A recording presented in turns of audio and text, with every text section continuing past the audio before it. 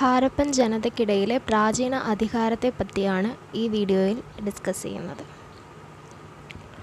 ഹാരപ്പയുടെ നഗരാസൂത്രണം, ധാന്യപ്പുരകൾ, വിദൂരദേശ വ്യാപാരം, അഴുക്കുചാൽ സമ്പ്രദായം ഇവയിലെല്ലാം ഒരു അസാധാരണമായ സാമ്യം നമുക്ക് കാണാൻ പറ്റും.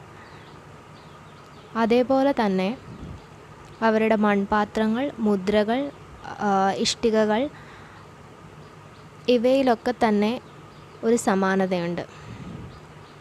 വിവിധ കേന്ദ്രങ്ങളിൽ ഉൽപ്പാദിപ്പിച്ചിരുന്ന ഇഷ്ടികകൾ തമ്മിൽ പോലും ഒരേ അനുപാതം കാണാൻ സാധിക്കും.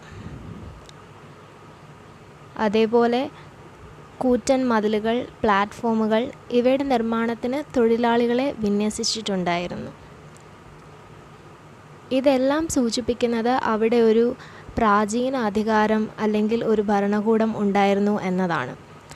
ഒരു ഭരണകൂടം ഇല്ലാതെ അർബനിസം അല്ലെങ്കിൽ ഒരു നഗരത്വം അവിടെ അസാധ്യവുമാണ്.